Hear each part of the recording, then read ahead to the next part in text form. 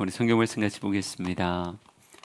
에베소서 3장 14절부터 21절까지 말씀입니다. 다 같이 한 목소리로 읽습니다. 시작.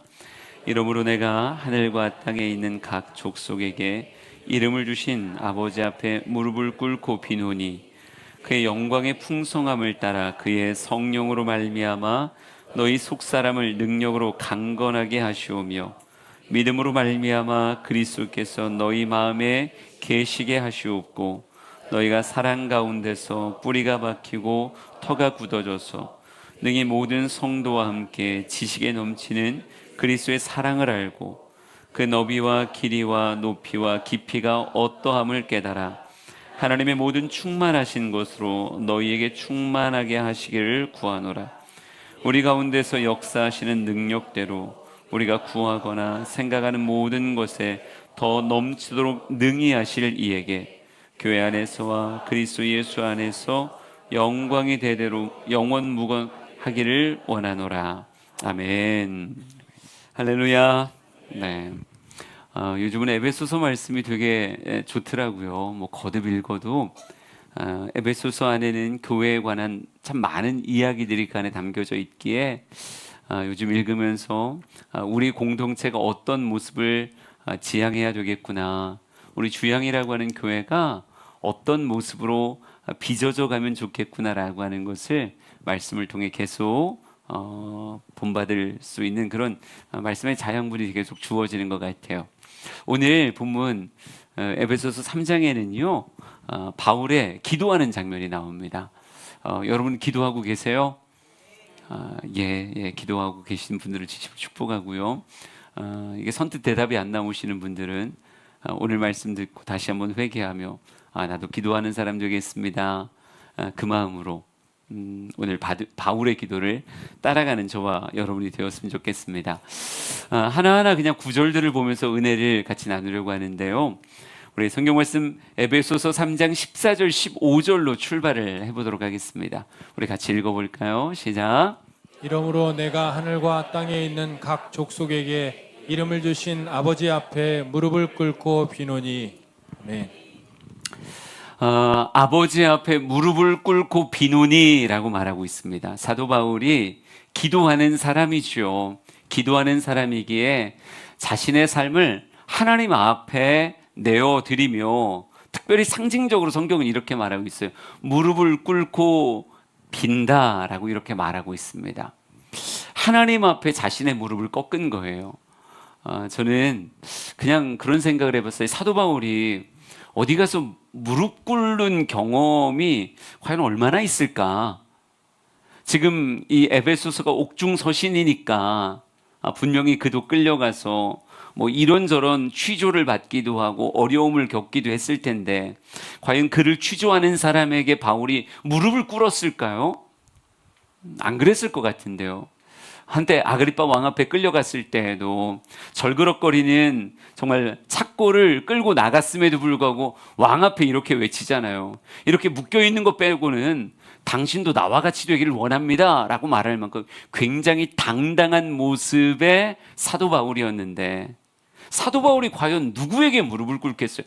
왕 앞에도 무릎을 꿇지 않는데 누구에게 무릎을 꿇었을까요? 물론 진정한 복음을 만나기 전엔 무언가의 무릎을 꿇었다는 상상을 굳이 하면 할 수도 있겠죠. 예, 한때 다메섹으로 갈 공문을 받기 위해서 갔을 때 나 제발 주세요. 성경은 어차피 기록하고 있지 않는 장면이니까. 예, 이전엔 다른 것에 무릎을 꿇었을 때도 있었겠지만 지금은 세상의 것에 사도 바울이 무릎을 꿇을까? 안 꿇을 것 같아요. 아무리 권력자라고 해도 무릎 꿇을 것 같지 않고, 아무리 많은 세상의 것을 준다고 해도 무릎 꿇을 것 같지 않아요. 그런데 사도 바울이 지금 하나님 앞에 기도하기 위하여는 무엇 한다고 성경에 써 있어요? 무릎을 꿇고 빈다라고 말하고 있습니다. 여러분도 어디 가서 쉽게 무릎 꿇는 사람들이 아닐 텐데, 세상에서 무릎 꿇지 않는다고 해서 하나님 앞에 나왔을 때도 뻣뻣한가? 라고 물어보고 싶어요. 하나님 앞에 섰을 때 뻣뻣한가? 아니면 하나님 앞에서만큼은, 세상에선 그렇게 당당하고 왕 앞에서도 큰 소리 치는 그런 사람일지라도 하나님 앞에 딱 섰을 땐 하나님의 크심에 압도되고, 또 나는 하나님을 경외하는 자요 경배하는 자다라고 하는 자의식 앞에서 너무 자연스럽게 무릎을 꿇는 그런 모습들. 드라마 같은 거 보다 보면 이제 뭐 유럽을 배경하고 옛날 뭐 중세 시대 이런 배경으로 하면 기사들 있잖아요. 예, 뭐 일본엔 사무라이가 있을 테고 중세 유럽엔 기사들이 있겠죠. 갑옷을 절그럭거리는 그런 기사들이, 그 사람들이 칼 하나 믿고 자신의 무예를 믿고 이 땅의 삶을 호령하고 사는 사람들인데, 그런 사람들이 누구에게 무릎을 꿇어요? 자신이 섬기는 주군과 왕 앞에는 무릎을 꿇고, 예, 명령을 받기도 하고 칼을 받기도 하고 그래요. 나의 주군입니다 라고 하는 고백을 그들은 세상의 왕에게 고백하는 건데, 우리 역시 나의 왕이라고 표현한다 그러면 세상에는 우리 왕이 없잖아요. 그렇지만 우리가 신앙생활하면서 누구를, 예, 하나님을 나의 왕으로 모시는 자이기에 하나님 앞에 뻣뻣하면 될까요, 안 될까요? 그건 안 된다는 거죠. 하나님 앞에 뻣뻣하고 딱딱하면 안 되고, 하나님 앞에는 내 무릎을 꿇습니다라고 하는 그 경배자의 모습이 그 안에 담겨져 있음이 마땅하다라고 하는 거예요. 요즘 이곳저곳 행사 다니면서 어느 한 곳에 행사를 갔다가 제가 솔직히 약간 충격을 받았어요. 어떤 행사를 갔는데 이분은 행사를 이렇게 진행하는 스텝 중에 한 분이었는데 제 옆 라인에 앉아 계셨었거든요. 앉아 있는데 이제 행사가 쭉 진행되어지면서 그 안에서 말씀도 있고 기도도 있고 찬양도 있고 행사가 쫙 진행되어지는데 자꾸 시선이 돌아가는 거예요. 저 역시도 이게 앞에만 바라봐야지, 제가 원래 옆을 바라보는 체질이 잘 아닌데 말이죠. 내 앞을 바라보는 눈에 사선에 약간 걸려서 자꾸 바라보게 만드는 거예요. 근데 왜 바라보는지 아세요? 그 사람이 이 행사 진행을 돕는, 예, 근데 뭐 행사라고 해야 교회 행사니까 예배인데 예배를 돕는 친구인데, 여러분 발을 이렇게도 꼬을 수 있지만요, 이렇게도 꼬을 수 있는 거 아세요? 예, 이해하시죠? 예, 그러니까 발을 최소한 이렇게 꼬아주면 폭이라도 좁은데 이렇게 발목만 얹어 놓으니까 내가 볼 때는 한참 젊은 친구인데 발목만 딱 얹고 딱 앉아가지고요, 앞에서 감독님이 설교하시는데 핸드폰으로 웹툰을 보고 있더라고요. 딱 버티고 앉아서, 예, 한쪽에는 큐시트 놓고 한쪽에는 웹툰을 보면서 하나하나 넘기고 있어요. 안 보려고 했는데 자꾸 봐줘요. 예, 우리 교회 성도였으면, 아니 성도가 아니라 우리 교회 청년이었으면, 딱 청년이었으면 쫓아가서 뭐 때리면 좀 그렇겠지만 그래도 야 이건 아니지 않니? 라고 말해주고 싶더라고요. 예. 우리는 과연 하나님 앞에 나올 때에 바울이 진짜 바울 똑똑한 사람이에요. 지식으로 세상의 그 누구보다 밀리는 사람 아니고요. 돈도 진짜 많았던 사람이고 사회적 명예도 높았던 사람이에요. 하지만 바울은 이렇게 고백해요. 나는 하나님 앞에 설 때 무릎을 꿇고 빈다라고 표현하고 있어요. 우리의 예배에 하나님을 높이는 경외, 경배가 담겨져 있길 간절히 소망합니다. 세상 앞엔 우리 성도들 당당했으면 좋겠어요. 세상의 돈 앞에 무릎 꿇지 않았으면 좋겠고, 세상의 권력과 또 다른 사람 앞에 무릎 꿇고 그들에게 비는 인생이 아니었으면 좋겠어요. 근데 세상 앞엔 그렇게 당당한 여러분이 하나님 앞에 섰을 때는 너무 자연스럽게 내 무릎을 꿇고 하나님을 경외하고 경배할 줄 아는 진정한 예배자가 되길 간절히 소망합니다. 나는 과연 마음의 무릎을 꿇었는가? 또 그 마음의 무릎을 꿇음이 나의 몸짓으로 표현되고 있는가? 내가 진짜 주를 경외한다라고 하는 건 무엇을 통해 표현되어야 돼요? 내 드러나는 모습으로, 내 목소리를 주 앞에 드리고 내 몸짓을 주 앞에 드리고 정말 내 무릎을 꿇는 그런 모습으로 표현될 수 있어야 된다는 거죠. 우리 성경 말씀 하나 볼까요? 출애굽기 19장입니다. 출애굽기 19장 같이 읽습니다. 시작. 내가 애굽 사람에게 어떻게 행하였음과 내가 어떻게 독수리 날개로 너희를 업어 내게로 인도하였음을 너희가 보았느니라. 세계가 다 내게 속하였나니 너희가 내 말을 잘 듣고 내 언약을 지키면 너희는 모든 민족 중에서 내 소유가 되겠고 너희가 내게 대하여 제사장 나라가 되며 거룩한 백성이 되리라. 너는 이 말을 이스라엘 자손에게 전할지니라. 아멘. 네, 작년 40일에 참 많이 봤던 말씀입니다. 제사장 나라가 되며 거룩한 백성이 될 것이다 라고 말씀하고 있는데, 너희들이 내 소유다 라고 하나님은 선포하세요. 내 소유가 되기 위해서 너희들 애굽에서 내가 없듯이 너희들을 꺼내왔다 라고 말씀하며, 너희가 내 제사장이고 너희가 나의 거룩한 백성이다 라고 이렇게 말씀하고 있습니다. 저는 내가 하나님의 제사장이기에, 내가 하나님의 소유된 백성이기에, 나는 하나님께 속하였습니다, 난 그분을 섬기는 자입니다 라고 하는 것이 우리의 삶의 예배에서 드러나게 되기를 간절히 소망합니다. 특별히 사도 바울은 그런 예배자의 모습을 어디에 담았냐? 무릎을 꿇어 기도하는 모습에 담았어요. 나는 하나님의 소유된 사람입니다 라고 하는 것을 기도하는 그 무릎에 담았다고요. 사무엘도 기도 쉬는 죄를 범하지 않겠다라고 말하며 평생을 기도자로 살겠습니다 라고 말하는 건데, 여러분, 우리의 삶의 모습에 그렇게 내가 표현하는 그런 기도에, 경배에 우리의 신앙의 정체성이 담겨져 있기를 간절히 소망합니다. 그렇게 바울이 기도하는데요, 무엇을 위해 기도하는가라고 하는 것이 무릎 꿇고 기도하는 사도 바울의 기도의 내용이 오늘 성경에 담겨져 있습니다. 에베소서 3장 16절 17절 과연 뭐라고 기도하나 한번 읽어볼까요? 시작. 그의 영광의 풍성함을 따라 그의 성령으로 말미암아 너희 속사람을 능력으로 강건하게 하시오며 믿음으로 말미암아 그리스도께서 너희 마음에 계시게 하시옵고 너희가 사랑 가운데서 뿌리가 박히고 터가 굳어져서. 아멘. 거듭 이야기하지만 에베소서는 옥중서신입니다. 옥중에서 서신을 써서 에베소 교회에게 보낸 거예요. 그런데 우리가 지금 봐야 되는 건 뭐냐면, 바울이 무릎 꿇고 빕니다, 간절한 모습으로 하나님 앞에 구합니다 라고 하며 그가 기도하는데, 그의 기도 안에 뭐가 담겨 있어요? 에베소 교인들을 위한, 계속 너희들을 위한 그런 기도를 쏟아내고 있다는 거예요. 여러분, 지금 내 처지가 감옥에 갇힌 자임에도 불구하고, 내 처지가 그런데 나를 위해 기도해야 될 것 같은 그 간절함에 무릎을 꿇은 기도 안에 실상 담겨 있는 건요, 나를 위한 기도가 아니라 누구를 위한 기도예요? 그들을 위한 기도였다는 거죠.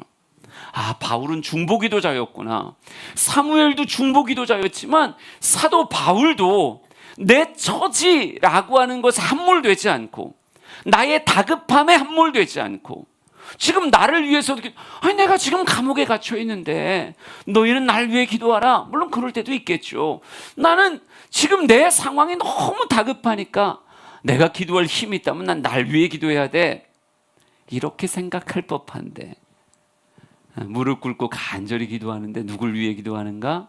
여전히 마음속에 담고 있는 그들을 위한 기도를 쏟아내고 있다는 거예요.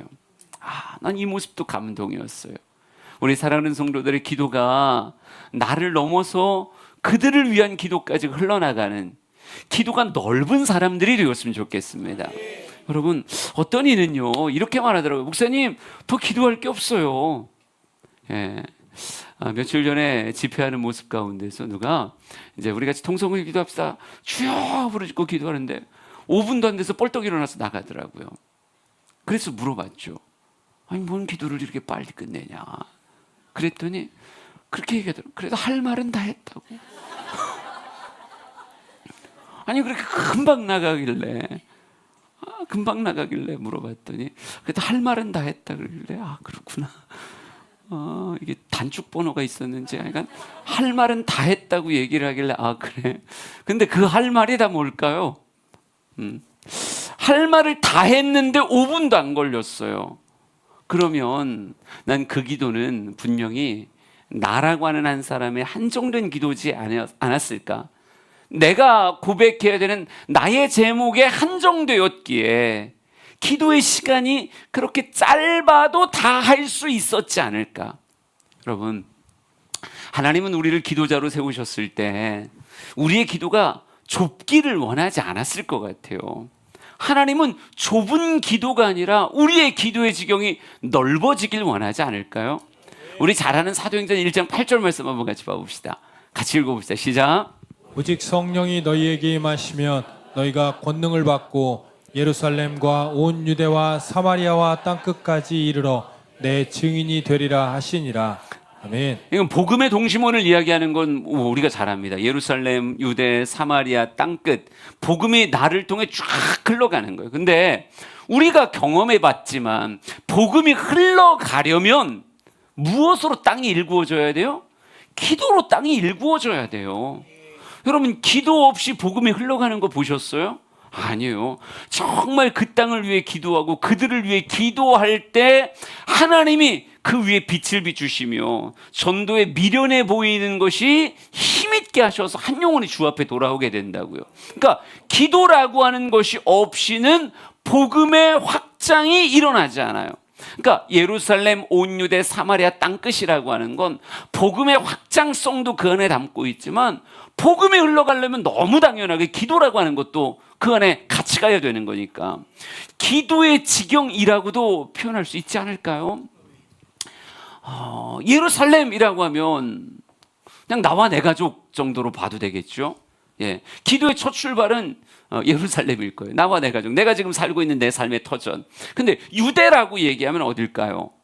이걸 조금 벗어나서 내 친구, 내 이웃이라고도 표현할 수 있지 않을까요? 그래도 민족적 동질감을 가진, 같이 많이 교제했고 비슷한 생각을 가지고 어울리고 있는 나의 친구나 친척이나 나의 삶에 동질감을 가진 그런 사람들. 근데 사마리아라고 얘기하면 뭐예요? 여러분, 유대인들은 사마리아를 갈 때 관통해서 가던가요? 돌아서 가던가요? 돌아서 간다는 얘기 되게 많이 들었잖아요. 사이 안 좋다는 얘기 많이 들었을 거예요.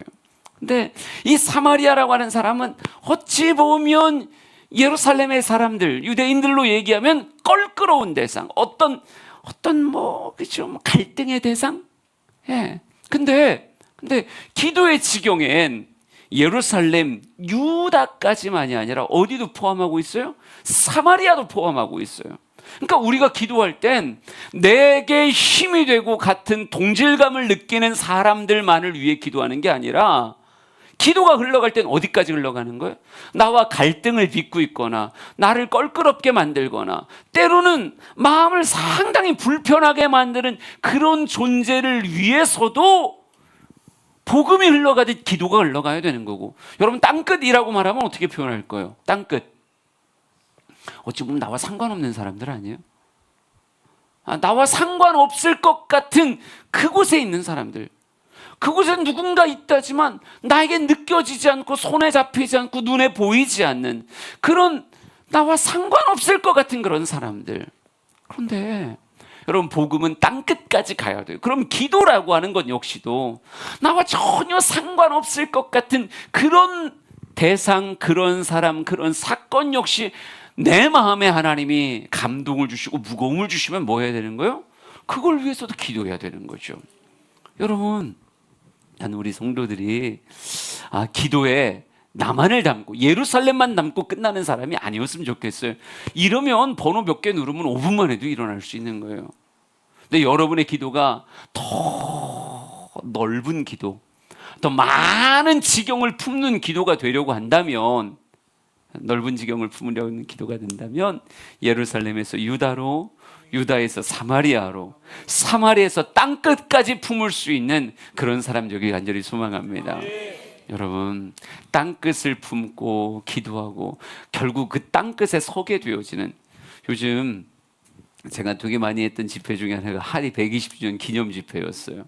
평양 대붕 1907년의 대붕 운동의 시작은 실제로는 감리교 선교사였던 로버트 하디의 1903년 원산 대붕부터 시작하거든요. 이때 사경회로부터 성령의 강권적인 역사와 회개의 역사, 그러면서 복음에 아주 강력하게 불붙는 역사가 나중에 장대현 교회를 가서 역시 말씀을 증거하고 집회할 때 길손주 장로와 그들과 함께 같이 불이 붙어 쫙 뻗어나가는 그런 장면들이 있어요.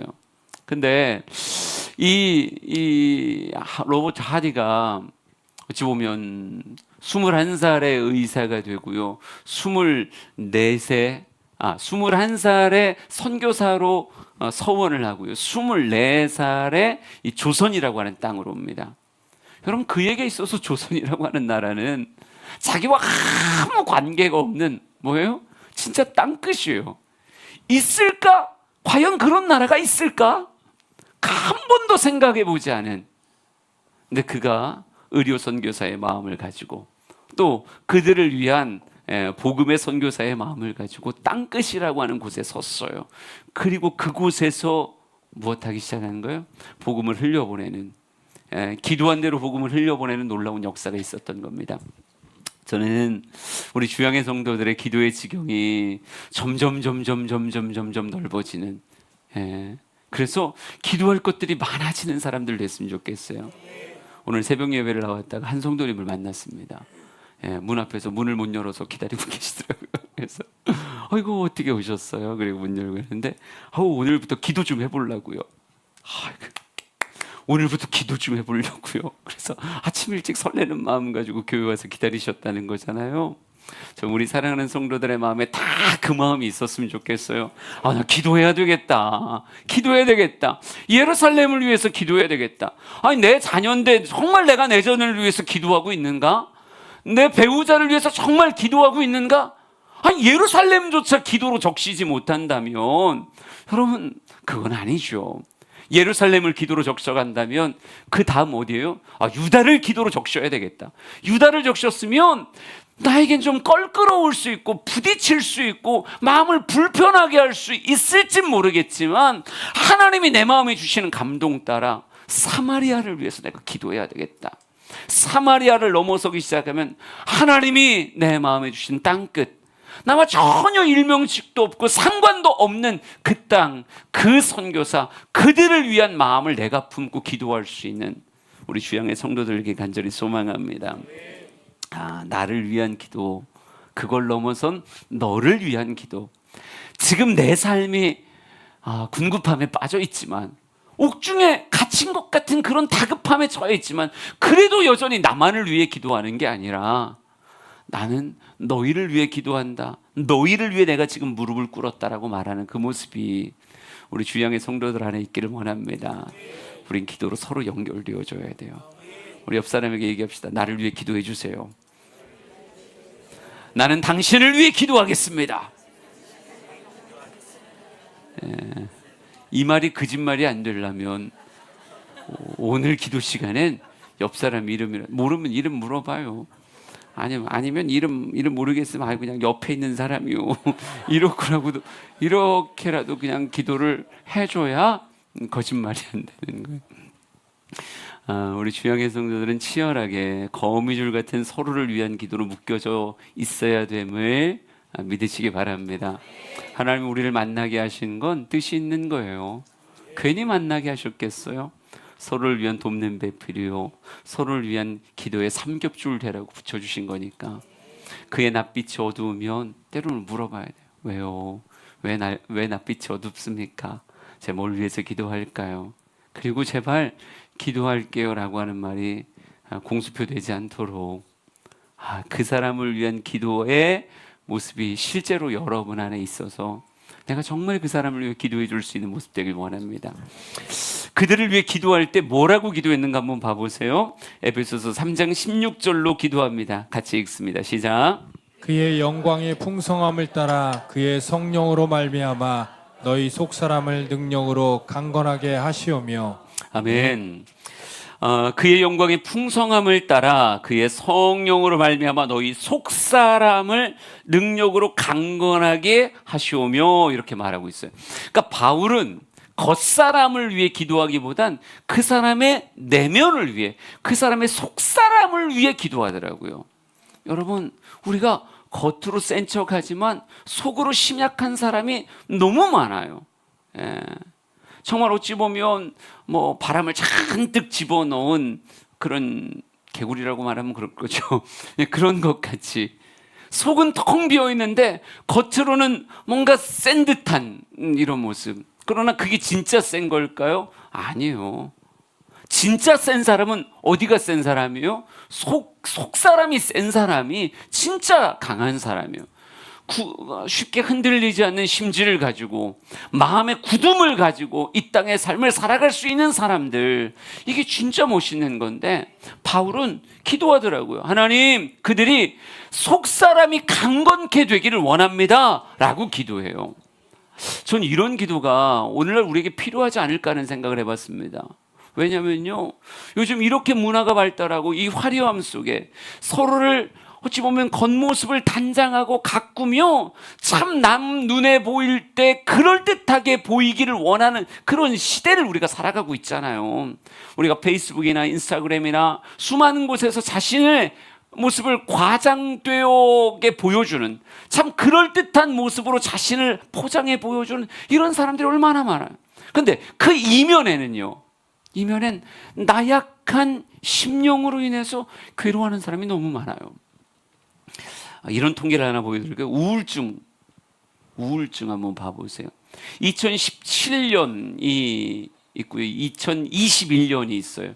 2017년은 무슨 색깔이 회색이고 2021년은 저게 무슨 녹색이에요? 네, 녹색인데 여러분, 우울증 환자 수의 현황이 저렇게 달라요. 특별히 어디가 폭발적으로 늘었어요? 20대. 예, 10대, 20대에서 20대는 더블 이상이에요. 7만 8천이었던 우울증 환자들이 17만 7천이 됐다고요. 여러분, 우리가 정말 요즘 많이 듣는 게 우울해요라고 하는 말 아닐까요? 우리 다음 그림 하나 보여줄까요? 우울증의 다양한 증상들이라고 표현하며 우울함, 부정적인 감정, 흥미, 즐거움 저하, 죄책감, 집중력 저하, 피로, 수면 변화, 식욕 변화, 뭐 이런 것들.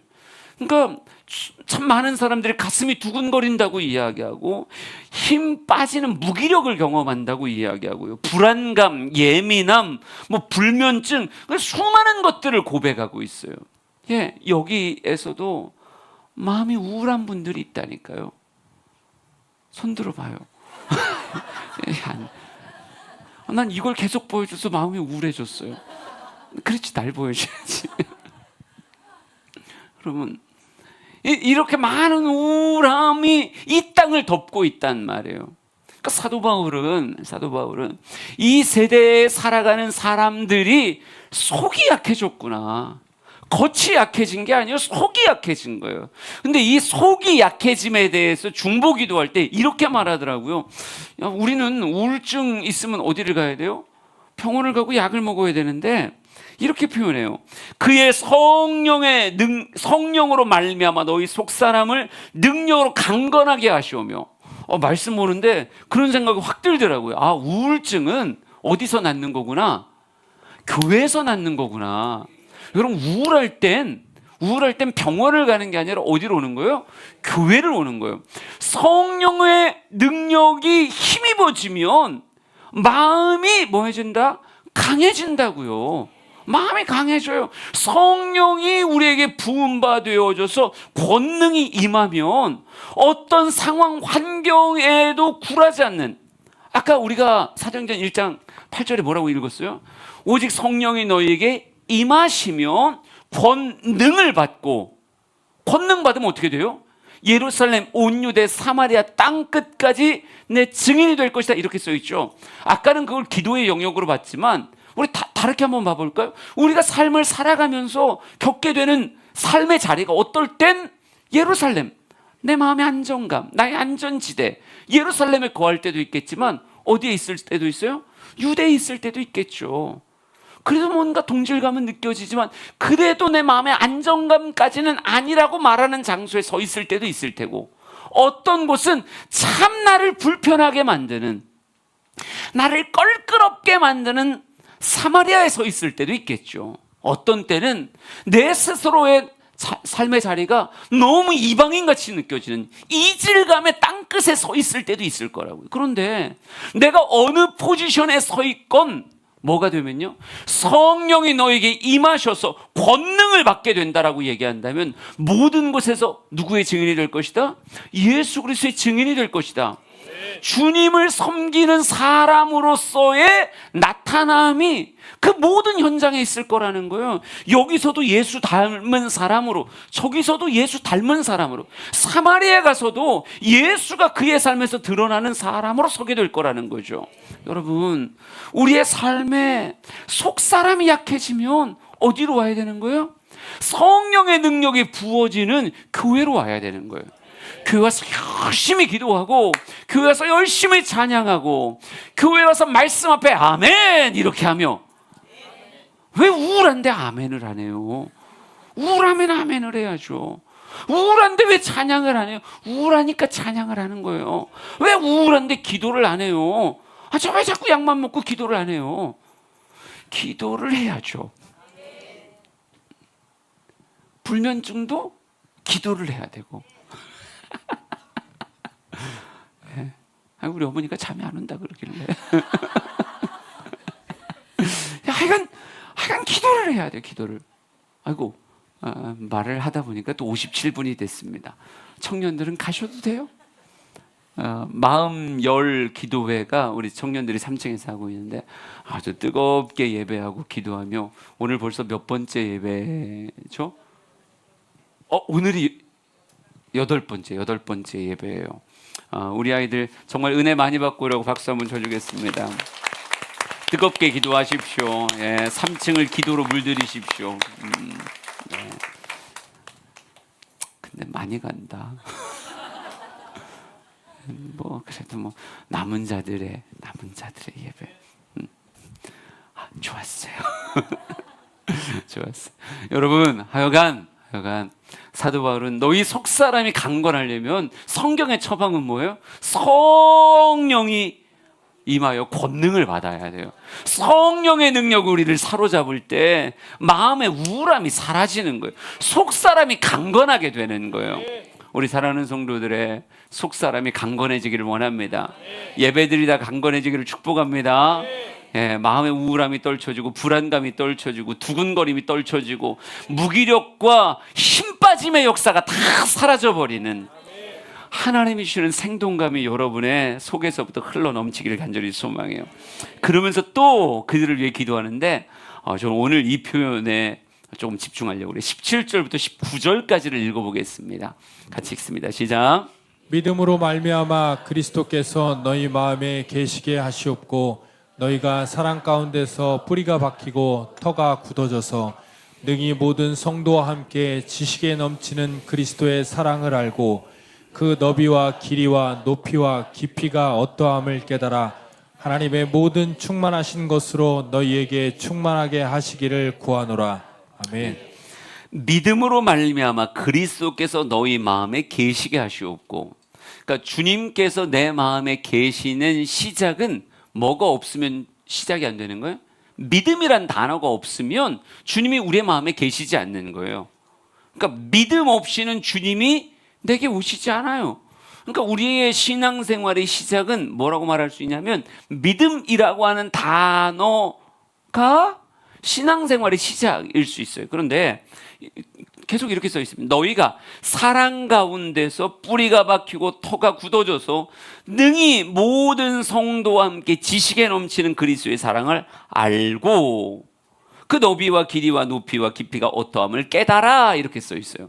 여러분, 믿음이라고 하는 것을 통해서 그리스도께서 우리 마음에 좌정하시는데, 그 좌정하신 주님과 앞으로 이어나가는 관계는 그저 믿음이란 단어라고 표현하기보단 뭐라고 표현했냐면 사랑이라고 하는 단어로 표현하더라고요.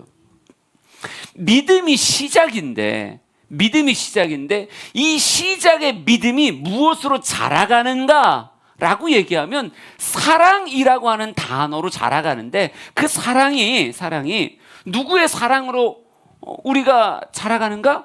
그리스도의 사랑이에요. 모든 성도와 함께 지식에 넘치는 그리스도의 사랑을 알고, 이렇게 써 있어요.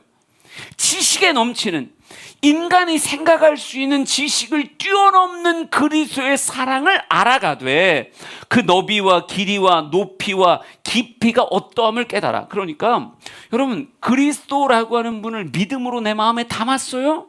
근데 그 담은 그분과 무엇하는 거예요?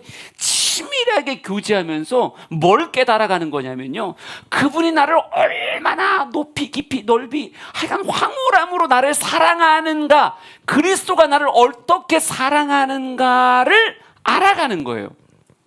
근데 이 사랑을 알아가면 알아갈수록 그분이 나를 지식에 넘치도록, 와, 이렇게 깊을 수가, 이렇게 넓을 수가, 이렇게 황홀할 수가 라고 말하는 그 사랑을 알아가면 알아갈수록 내가 무엇으로 반응하냐면요, 그분에 대한 사랑으로 반응해서 너희가 사랑 가운데서 뿌리가 박히고 터가 굳어진다, 이렇게 써 있어요.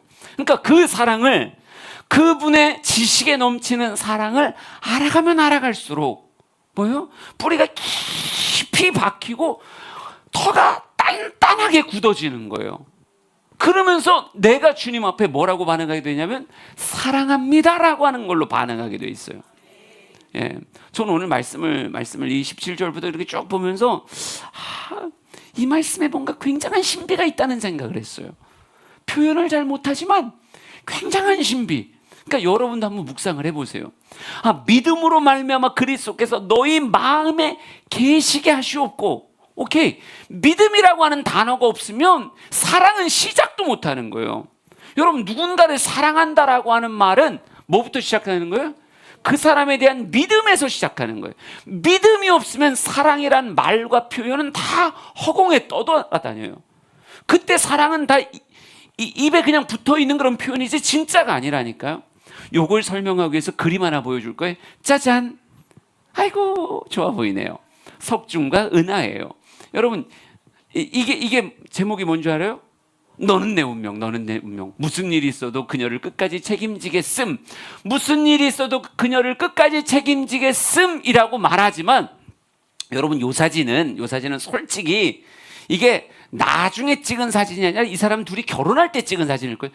영화를 오래전에 봐가지고 기억이 가물가물하는데, 처음에 저 여자가 티켓 다방에서 일하시고 농촌 총각으로 있을 때 결혼하겠다고 얘기하고 저 사진을 찍었을 거예요. 그때 뭐라고 얘기했을까요? 무슨 일이 있어도 그녀를 끝까지 책임지겠다, 이렇게 말하고 저 여자도 그걸 받아주는 것 같이 하면서 찰칵 사진을 찍었어요. 근데 믿었나요? 안 봤으니 모르죠.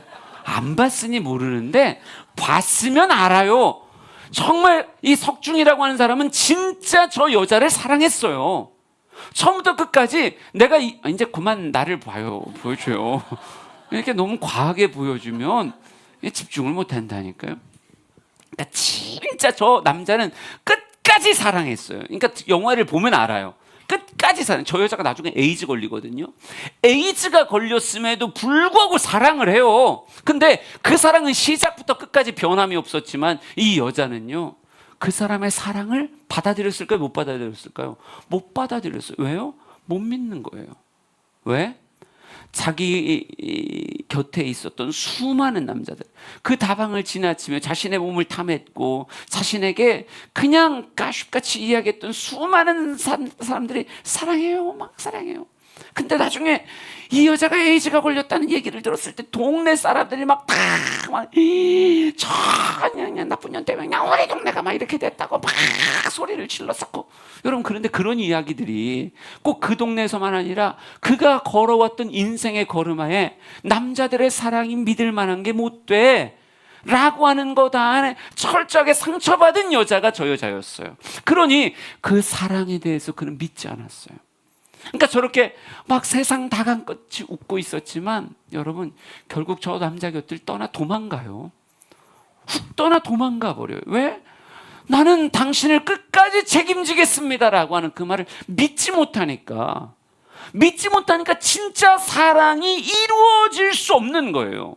그런데 이랬던 아주 굳건하게 닫혀있던 여인의 마음에, 그럼 뭐 에이즈 걸리고 나중에 난리 나고 그러다가 구치소까지 가게 되거든요. 갔는데 여러분, 이 남자가 모든 사람은 이 여자가 에이즈가 걸렸다라고 하는 말 앞에 막 손가락질하고 욕하고 재수 없다 그러고 막 그러는데, 이 남자만큼은 아니요, 막 면회소를 찾아와가지고 막 자신의 몸을 막 정말 생명 걸 때 사랑했던 그 사랑의 모습을 막 표현을 해요. 여러분, 그 사랑의 모습을 표현함 안에서 이 여자의 아주 두꺼웠던 불신과 의심의 벽이 와르르르르 녹아버립니다. 누구를 믿게 됐어요? 그 눈빛 안에서, 그의 말 안에서, 그의 온몸의 표현 안에서, 아, 이 사람이 나를 진짜 사랑하는구나. 여러분, 그 믿음이, 아, 이 사람에 대한 그 믿음이 자라자 뭐가 시작되냐면 둘 안에 진정한 사랑, 진짜 사랑이 거기서 시작되더라고요. 여러분, 원래 결혼이라고 하는 건 뭘로 시작하는 거예요? 아니. 믿음으로 시작해서 사랑으로 연결어지는 거예요. 말은 이렇게 잘해요. 믿음으로 시작해서 날마다 더 깊은 사랑으로 깊이와 높이와 넓이를 풍성케 하며 가는 게 이게 원래 결혼인 거예요. 여러분, 그러니까 믿음이라고 하는 것이 두 사람을 손잡게 한다라고 말한다면 그 안에서 더 깊은 관계로 나아가게 되는 그 풍성함은 뭐가 되는 거예요? 그의 사랑을 알아가고 그의 사랑을 알아가며 나도 그를 사랑한다는 고백이 터져 나오는 거예요. 그러니까 석중에 그 사람을 믿게 되었을 때 이 은하의 마음 안에 뭐가 밀려들기 시작하냐면 석중의 사랑이 막 밀려들기 시작해요. 그 높이와 깊이와 넓이와 그 황홀할 만큼의 사랑, 나 같은 사람을 사랑한다라고 얘기하는 어마어마한 사랑이 확 밀려들어오기 시작하니까 그 사랑 안에서 뭐가 돼요? 내가 그를 사랑하게 돼요. 그 사랑 안에 아주 뿌리를 깊이 박게 되고 터가 아주 굳어지게 되더라는 거죠. 여러분, 그래요. 믿음으로 시작해서 사랑으로 풍성케 되어지는 건데, 이 사랑으로 풍성케 되어진 그 여인의 삶이 뭐가 되냐면 은혜의 그릇이 되더라고요. 제일 마지막 표현에 이런 표현이 있었잖아요. 19절에 그 너비와 길이와 보여주세요. 19절 같이 시작. 너비와 길이와 높이와 깊이가 어떠함을 깨달아 하나님의 모든 충만하신 것으로 너희에게 충만하게 하시기를 구하노라. 아멘. 그분의 사랑을 깨달아가고 알아가고 그것 안에서 내가 주님을 사랑합니다라고 고백하기 시작했을 때 그 고백으로 만들어진 그 깊은 은혜의 그릇을 누가 채우시는 거예요? 하나님의 하나님의 모든 충만하신 것으로 너희에게 충만하게 하시기를 구한다, 이렇게 써 있어요. 여러분, 그 사랑으로 만들어진 은혜의 그릇을 누가 채우시는 거예요? 다시 하나님이 그 위에 큰 하나님의 충만으로 거기를 채워주는 거예요. 그러니까 이게 지금 내가 말 주변이 안 좋아서 이게 표현이 잘 안 되는 건데 여러분이 잘 말씀을 묵상해 보세요. 아, 믿음으로 시작해서 사랑으로 깊어지고 넓어지고 아주 정말 황홀할 만큼 커지는구나. 그 커진 그릇에 누가 채우시는 거예요? 하나님의 충만하심이 그 위에 부어지는 거예요. 바울이 깨달은 신앙생활의 정수가 아닐까요? 믿음, 소망, 사랑, 그 중에 제일은 사랑이에요. 예, 믿음 안에서 소망이, 소망 안에서 사랑이, 그 사랑의 풍성함이 하나님의 것이 내 안에 그대로 부어지게 만들어지는 거예요. 그러니까 정말 에베소 교인들을 위해서 기도하려고 하는 그 사도 바울은 난 너희 속사람이 강건해지기를 원한다. 성령으로 말미암아 강건해지기를 원한다. 모든 일들을 감당할 수 있을 만큼의 강력한 너희의 속사람 되길 원한다 라고 고백하면서 그 속사람이 강건해지는 실제 일들이 어찌 보면 믿음에서 출발해서 사랑으로 그 하나님의 사랑을 알아가며 내가 더 하나님 앞에 나아가 뿌리가 내리고 터가 굳건해지는 그 사랑의 틀에 하나님의 충만하심이 부어지는 이 황홀한 신앙생활. 원래 신앙생활은 되게 황홀한 건데 많은 사람들이 왜 이렇게 무겁게 신앙생활하는가? 사랑의 비밀을 아직 깨닫지 못해서 그래요. 사랑하면 7년이 수일같이 지나간다고 성경에 써 있어요. 사랑하면 정말 대릴 사위로 살아가는 그 피곤하고 어려운 삶이 정말 잠깐의 소풍 갔다 오듯이 너무 수일같이 이렇게 쑥 지나가는 거예요. 신앙생활이 무겁다라고 이야기하는 건 에너지가 뭐가 아닌 거예요? 사랑이 아닌 거예요. 사랑이 아닌 거예요. 난 여러분의 신앙생활이 무겁지 않고 황홀했으면 좋겠어요. 하나님 앞에 드리는 우리의 삶의 헌신이 하나도 무겁지 않았으면 좋겠어요. 예? 우리 여러분이 누군가를 사랑했을 때 에버랜드 가려고 김밥을 싸요. 김밥 싸봤어야죠. 그런데도 불구하고 김밥을 싸주겠다고 대학교 2학년짜리가 새벽 4시에 일어나서 밥을 하고 참기름을 붓고 막 깨를 막 엄청 집어넣고 뭘 넣어야 되는지 더 이상 모르겠습니다. 그리고 나서 막 뭘 싸 그래갖고 막 이렇게 탕탕탕탕탕탕 해요. 그런데 새벽 4시에 일어나서 정말 졸리기도 하고 뭐 하기도 하고 밥도 처음 해봐서 너무 낯선데 자꾸 뭐가 나와요? 패시시 웃음이 나오는 거예요. 아이고 이거 먹고 꼬숩다고 하겠지 막 이러고 내가 짜잔 이렇게 하면 막 웃겠지 막 이러면서 여러분 새벽 4시에 일어나서 김밥 싸는데 그렇게 행복한 거예요. 새벽 4시에 일어나서 새벽 예배 나오는데 그렇게 행복한 거예요. 새벽 예배 나오는데 그렇게 행복한 거예요. 아이고 어떤 사람은 새벽 예배를 나와도 누가 만들었나 참 새벽 예배를 누가 만들어가지고 그냥 나를 이렇게 나오는 사람이 있는가. 어떤 사람은 설레임 가운데 벌떡 일어나서 난 새벽 예배 가야지. 누군가는 성경을 읽고 묵상하고 성경을 써내려가면서 아이고 무거워라 아이고 무거워라 그러면서 성경을 쓰고 큐티를 하는 사람이 있는가 하면 하나님이 나에게 이렇게 말씀하시네. 하나님이 오늘 내 삶을 이 말씀으로 어떻게 인도하시려고 나에게 이렇게 말씀하시나. 설레임 가운데 한 글자 한 글자를 적어가는 그런 사람이 있을 거예요. 저는 믿음으로 그리스도를 우리의 마음 안에 좌정시켰다면 그분을 여러분이 뚫어지게 바라보며 그분의 사랑의 깊이와 넓이와 높이와 정말 그분의 그 풍성함을 여러분이 깨달아 알게 되기를 원합니다. 나를 이렇게까지 사랑하시는구나, 지식에 넘치게 사랑하시는구나 라고 하는 걸 알게 되어지면 여러분이 그분을 사랑하지 않을 수 없어요. 그분을 사랑하며 뿌리가 내리고 터가 깊어지면 여러분 그곳에 하나님의 충만함이 부어지는 황홀한 신앙생활이 될 줄 분명히 믿습니다. 그리고 오늘 마지막 또 이렇게도 기도하네요. 에베소서 3장 20절 말씀 한번 읽어볼까요? 에베소서 3장 20절 시작. 우리 가운데서 역사하시는 능력대로 우리가 구하거나 생각하는 모든 것에 더 넘치도록 능히 하실 이에게 교회 안에서와 그리스도 예수 안에서 영광이 대대로 영원 무궁하기를 원하노라. 아멘. 사도 바울의 기도 안에 너희를 향한 간절한 중보의 기도, 신앙생활의 비밀을 담은 중보의 기도도 담겨 있고요.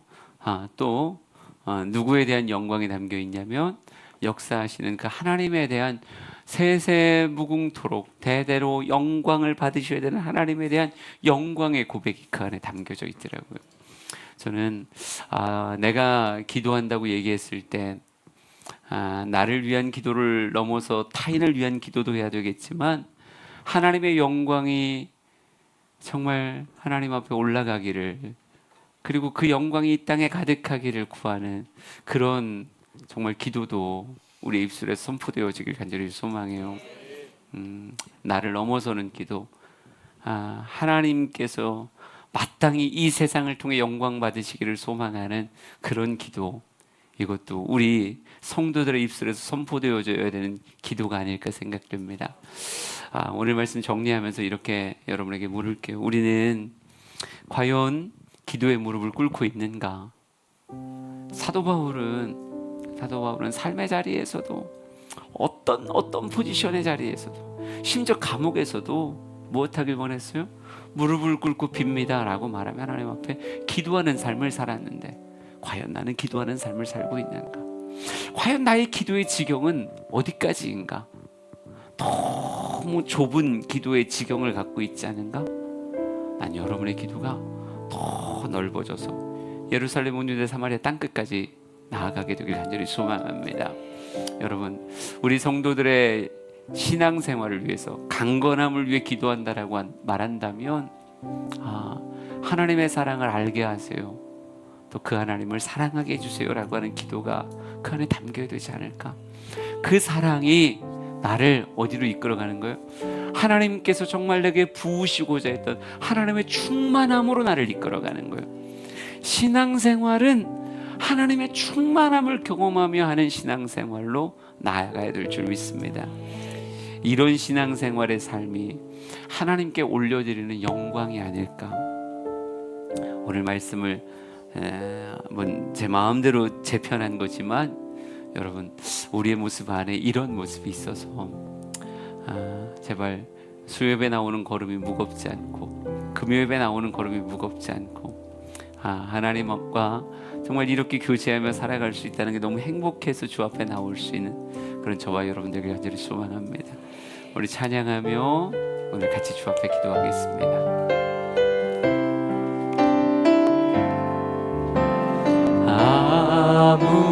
아무것도 두려워 말라. 주 나의 하나님이 지켜주시네.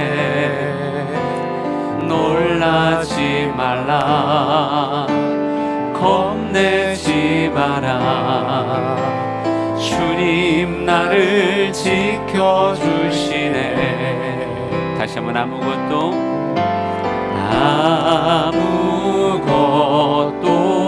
두려워 말라. 주 나의 하나님이 지켜주시네. 놀라지 말라. 겁내지 말라. 주님 나를 지켜주시네. 내 맘이 힘에 겨워, 내 맘이 힘에 겨워 지칠지라도 주님 나를 지켜주시네. 세상의 험한 풍파 몰아칠 때도 주님 나를 지켜주시네.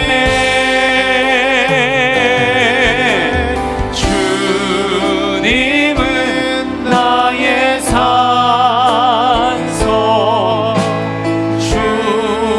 주님은 나의 요새, 주님은 나의 소망, 나의 힘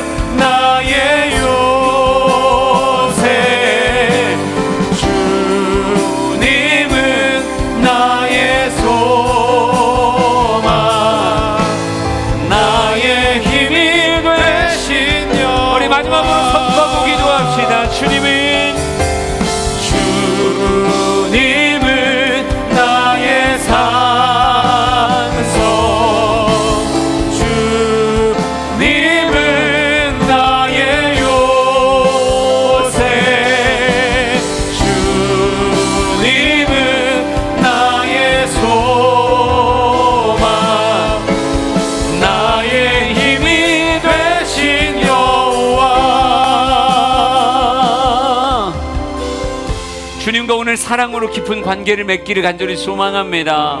주님의 사랑이 여러분에게 부음받으길 원합니다. 지식에 넘칠 만큼 주님이 나를 놀랍게 사랑한다는 걸 여러분이 아시게 되기를 원합니다. 그래서 여러분도 주님을 사랑한다고 고백하며 우리 신앙생활이 날마다 사랑하는 자와 함께하는 황홀함 되길 간절히 소망합니다. 우리 두 손 높이 들고 주여 세 번 부르짖고 기도합니다.